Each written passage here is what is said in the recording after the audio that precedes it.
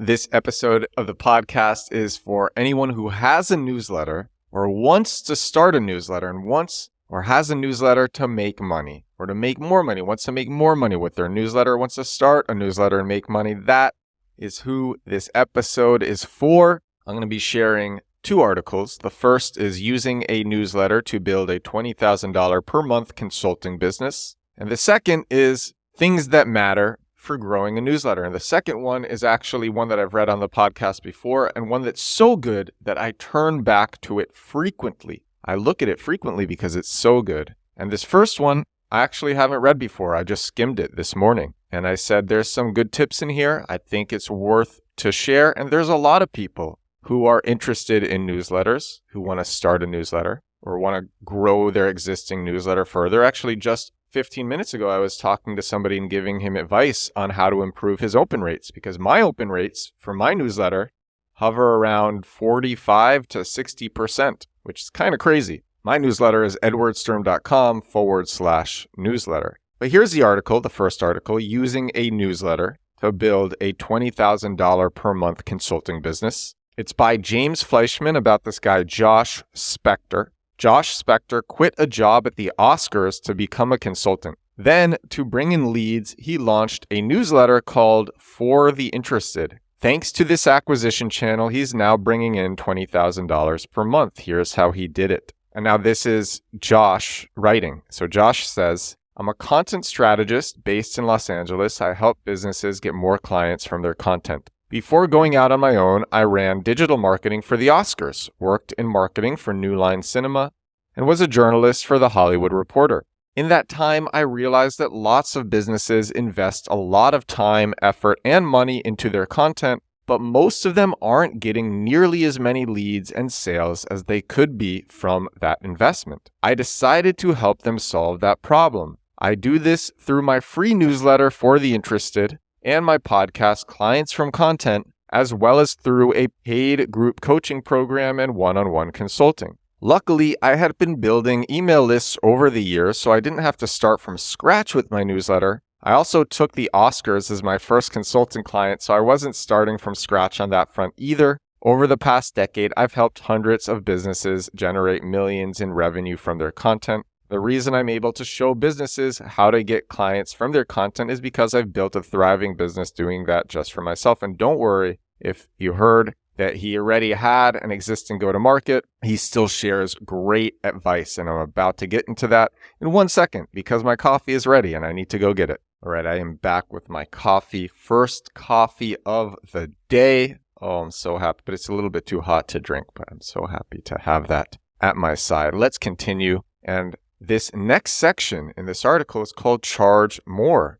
which is funny because I just read an article. I just shared an article from Lars Lofgren on the podcast a few days ago about charging more. It's the greatest, most reliable growth hack for SaaS, for software as a service. That was episode 595 of this show, which is a whole article about just charging more and how important it is to double your prices. So Josh says about charging more, he says, I charged too little in the beginning. I found that this is common with consultants and coaches. I've significantly raised my prices over the years. I've also gotten narrower in my focus. I went from helping creative entrepreneurs grow their audiences and business to specifically focusing on helping people get clients from their content. These days, I offer a monthly group coaching program that people can join for $99 per month or $999 per year. That has about 500 members, and it's my main revenue stream. I also offer higher-priced one-on-one consulting.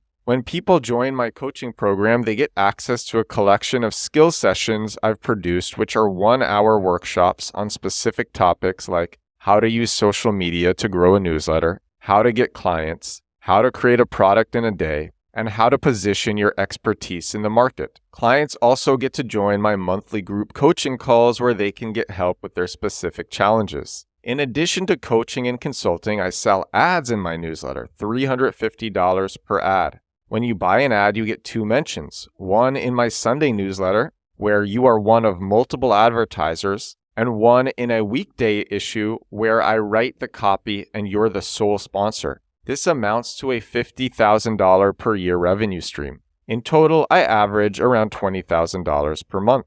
And now this next section is growing with a newsletter. So Josh says my free newsletter via ConvertKit is the engine of my business, in that most of my clients discover me through the newsletter. It's a great showcase for my expertise. More than 32,000 people subscribe to it, many of whom have gone on to become my clients. Consistency is the key, and you'll hear this with the next article too. Consistency is the key. I've published the newsletter every week for 447 weeks and counting in a row. And for the past several years, I've also published a one-paragraph edition every single day. So he has this weekly newsletter, 447 weeks in a row, and a daily one, which is just one paragraph. The newsletter has grown through word of mouth, recommendation programs like ConvertKit's Creator Network and SparkLoop, social media content, paid campaigns through SparkLoop and Facebook, though I only use Facebook ads in the early days and haven't used them in years. I'm also often interviewed on other people's podcasts, which drives some audience growth for me as well. And now getting clients from a newsletter. If you want to get clients from a newsletter, do the following. Align your newsletter content with what potential clients want, not just what you do. Include curated content. You don't have to create all the newsletter content yourself and probably shouldn't. Keep it short. Write a newsletter, not a novel. That's something that I'm guilty of. My newsletters are quite long. I just enjoy writing them so much. Use your welcome email to start conversations with clients. Ask new readers about themselves and offer help. That's something that I do really well. My subject line is, and actually this is a validated subject line by lots of people. My subject line for my first newsletter is, hey, and then it's just an auto message that says, what kind of business do you have? Answer back A, B, C, D, or E. And each one is a different type of thing. A is like your own business. B is you work for somebody else. C is you're a freelancer. D is you're studying something. E is something else. And then actually, people respond back with a letter. I respond back to everyone who responds to that auto responder. I respond back to everyone personally because I want to hear what people who subscribe to my newsletter are doing and how I can make better content that helps them and helps more people and addresses more people's concerns and what more people want. It's a great way for me to learn and to create a connection. I enjoy doing it. And actually on the topic of keeping your newsletter short, the next article that I'm going to read also says that, but also recommends one-word subject lines. Brevity, just people like brevity with newsletters. So we have a few more left. Leverage your link click data and who clicks. These are potential leads. That's great advice. Segment your audience into who is actually clicking links in your newsletter and what are they clicking. Share success stories in a way readers can use. Share your secrets. Give them quick wins. Publish frequently and consistently. Offer to help readers in every issue. So he talks about his podcast now, and he says he has this podcast where he answers people's questions as opposed to most podcasts where the host just interviews others, and that this podcast has been huge for him. It showcases his expertise, which leads to people hiring him, and his podcast has grown from promotion in his newsletter and his social channels as well as from word of mouth.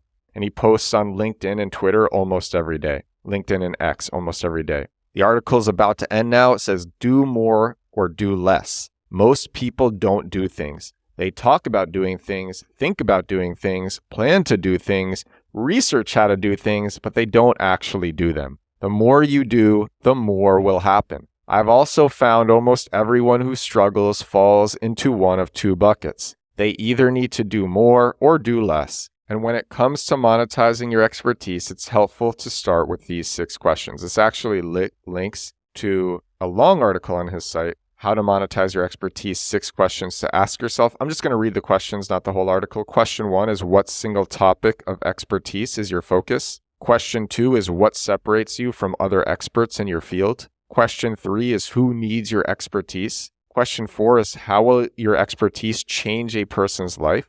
Question 5, what's the best way to deliver your expertise? And question 6 are, what are your monetary goals? Those are good questions to ask yourself to start monetizing your expertise. Those are good questions. Let's move on to the next article, which is quite short. It's just one of my favorites. Things that matter for growing a newsletter, from Ali Abouelatta in his newsletter, the first 1,000 newsletter, which I love so much and I share all the time in the show. Things that matter for growing a newsletter reads, and this was written, by the way, March 19th, 2024. After 4 years, 85,000 subscribers, and 120 plus issues later, I think I learned a thing or two about writing a newsletter that I want to share. I spent much of the first couple of years focusing on growth. Even though today I spend virtually no time focusing on growth, I believe I have picked up a few heuristics about what matters for growing a newsletter. Here are a few themes that stood out to me over time. And he shares a graph. And if you're watching on YouTube, it's not really a graph. It's more like a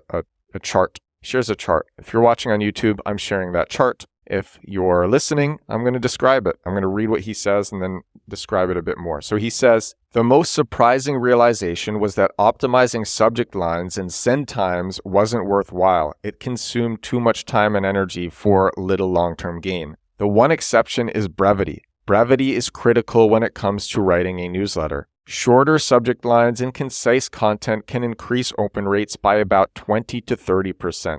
In general, it's better to communicate your point with fewer words. The other big realization was that for long-term subscriber growth, almost nothing mattered except writing more consistently. But I don't think this is because consistency is a magical formula for building an audience. What higher publishing cadence does is that it acts as a forcing function to explore different ideas. The more variant ideas I explored, the better I understood some of the underlying principles governing them. Ultimately, these more universal principles were more interesting to explore and write about, but they took a few layers of exploration to unveil themselves. And so he shares this chart.